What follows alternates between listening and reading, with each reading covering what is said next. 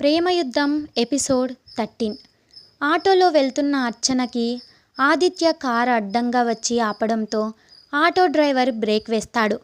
ఆదిత్య తరుణ్ కారులో నుంచి బయటకు వస్తారు. వాళ్ళని చూసి అర్చన కూడా ఆటో దిగుతుంది. Hi Archana, I'm Aditya. Aditya constructions కంపెనీకి ఓనర్ని అని షేక్ హ్యాండ్ కోసం చెయ్యి చాపుతాడు. అర్చన ఇప్పుడు నేను చెయ్యి ఇవ్వాలా వద్దా అని ఆలోచిస్తుంది. ఏంటి అర్చన ఆలోచిస్తున్నావు? ఏం లేదు ఆదిత్య గారు అని దండం పెడుతుంది. ఆదిత్య, అర్చన నీ గురించి న్యూస్లో చూశాను, పాపం అనిపించింది. ఇప్పుడు నువ్వు ఇలా బ్యాగ్తో ఉన్నావంటేనే అర్థమవుతుంది. ఇప్పుడు నువ్వు ఉన్న పరిస్థితి, నీకు మా కంపెనీలో జాబ్ ఇస్తాను, చేస్తావా? ఉండడానికి షెల్టర్ కూడా అరేంజ్ చేస్తాను, నీకు ఓకేనా? కాదు ఆదిత్య గారు, ఓకే కాదు. మీ కంపెనీలో నేను జాబ్ చేయలేను, అర్థం చేసుకోండి ప్లీజ్. ఎందుకు అర్చన, ఉదయ్కి భయపడుతున్నావా? అర్చన మనసులో ఈసారి మనసులోనే, భయపడక ఏం చెయ్యను. మీరంటే కోపం ఉంది, ఎందుకో నాకు తెలియదు. కోపంలో 15 లక్షలు కట్టమని అడిగితే నేనేం చెయ్యను. పైగా మీ ఆఫీస్లో పని చేస్తున్నాను అంటే ఆయన చెప్పిన పని మళ్ళీ స్టార్ట్ చేయమంటాడు. మిమ్మల్ని లవ్ చేస్తున్నట్లు యాక్ట్ చేయమంటే నా వల్ల కాదు. ఏంటి అర్చన, చూడు, నువ్వు ఎవరికి భయపడకు. మా కంపెనీలో జాబ్ చేస్తే నీకు మంచి ఫ్యూచర్ ఉంటుంది. ఉదయ్ లాంటి సెల్ఫిష్ పర్సన్ దగ్గర జాబ్ చేయడం వేస్ట్. చూడు, నువ్వు ఇలా రోడ్డు మీద పడడానికి కారణం అతనే కదా. అలా టార్చర్ పెట్టి వాడి దగ్గర జాబ్ అవసరమా? మీ నాన్న హెల్త్ గురించి ఆలోచించవా? ఇప్పుడు నువ్వు ఒక్కదానివే జాబ్ చేస్తున్నావు. మీ ఇంట్లో నీకు డబ్బులు చాలా అవసరం అనుకుంటా అని అంటాడు తరుణ్. అర్చన, తరుణ్ ఇంకా ఆదిత్య చెప్పింది విని, సరే నేను మీ ఆఫీస్లో జాబ్ చేస్తాను, కానీ మీరు జాబ్ ఇవ్వండి చాలు. నేను వర్కింగ్ ఉమెన్స్ హాస్టల్లో ఉండి జాబ్ చేసుకుంటాను. అసలే అబ్బాయిలని నమ్మకూడదు, నమ్మి వాళ్ళతో ఎక్కడికి వెళ్ళకూడదు అని మనసులో అనుకుంటున్నాను అని బయటకు అంటుంది. అది విని తరుణ్, ఓహో, మరి ఉదయ్తో పార్టీకి ఎందుకు వచ్చావు? వాడు అబ్బాయి కాదా, లేక మగాడు కాదా? ఆ మాట విని అర్చన కోపంగా, చూడండి, మీరు మా సార్ గురించి చాలా తప్పుగా మాట్లాడుతున్నారు. అవును, పార్టీకి వచ్చాను, అయితే ఏంటి? నాకు ఏదైనా అయితే మా సార్ చూసుకుంటారు. కాదు కాదు, అస్సలు ఏమీ కాకుండా చూసుకుంటారు. ఎవడైనా నన్ను టచ్ చేయాలి అని చూస్తే వాడి చెయ్యి విరిచేస్తాడు. డౌట్గా ఉంటే మా సార్ ఆఫీస్కి వెళ్ళి ఎంక్వైరీ చెయ్యండి. అక్కడ రాజేష్ గాడు ఉంటాడు, వాడు నాతో మిస్బిహేవ్ చేశాడు అని 1 మంత్ హాస్పిటల్ బెడ్ మీద ఉండేలా చేశాడు మా సార్. నాకు మీ జాబ్ వద్దు, ఏమొద్దు, జరగండి, నేను వెళ్తాను. ఆదిత్య, రే తరుణ్, నువ్వు ఆగు. సరే అర్చన, మీ సార్ని మేము ఏమీ అనము. నువ్వు రేపే వచ్చి జాబ్లో జాయిన్ అవ్వు. ఇదిగో ఆఫీస్ అడ్రస్ అని కార్డు ఇస్తాడు. ముందు ఈ కొంగ తరుణ్ని సారీ చెప్పమనండి.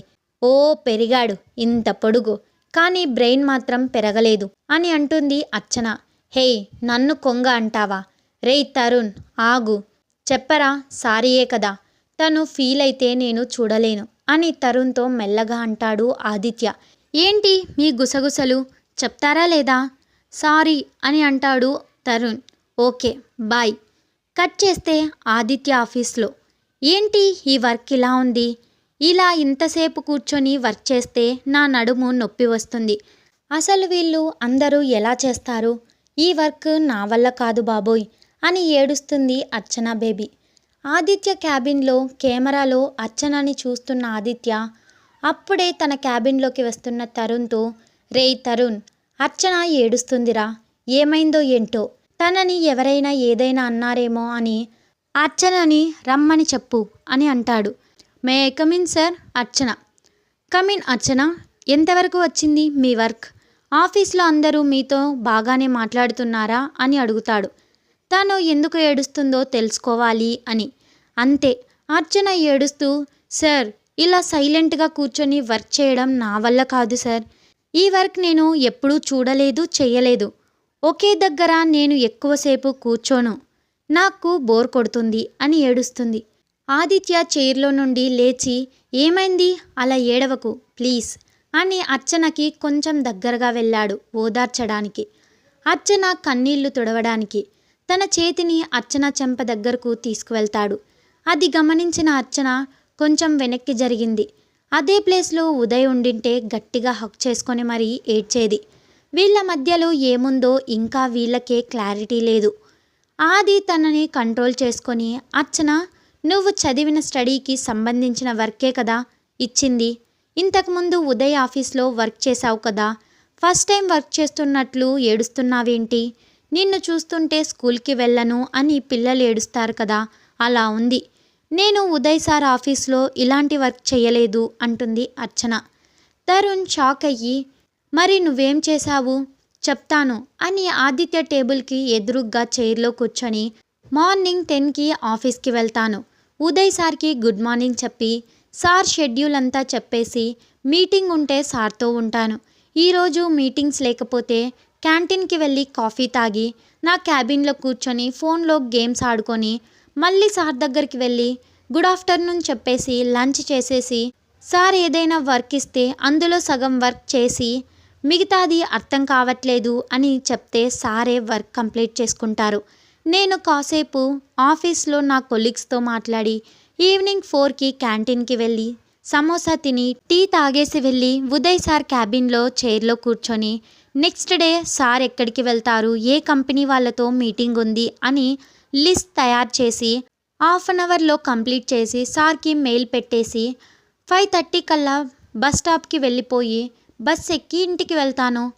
అంత వర్క్ చేసినా కూడా నాకెప్పుడు ఇంత స్ట్రెస్ ఫీల్ అవ్వలేదు సార్. కానీ ఇక్కడ ఫస్ట్ డేనే ఇలా ఉందేంటో అర్థం కావడం లేదు అంటుంది. అర్చన చెప్పింది విని తరుణ్, ఆది ఇద్దరు షాక్ అయ్యి షేక్ అయ్యారు. మధుతో ఉదయ్ చెప్పింది కూడా ఇదే కదా, మెంటల్ది, వదిలేస్తే ఏమైపోతుందో అని పక్కన పెట్టుకొని తిరుగుతున్నాడు. వీళ్ళకి తెలియదు కదా, బేబీకి టైం పాస్ చేయడం తప్ప వర్క్ చేయడం రాదు అని. అందుకే వర్క్ ఇచ్చి కంప్లీట్ చేయమన్నారు. ఏంటి సార్ అలా చూస్తున్నారు?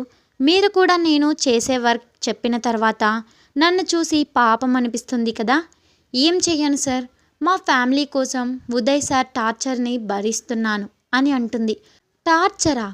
ఆది, తరుణ్ ఒకేసారి అని ఇద్దరు మొహాలు చూసుకుంటారు.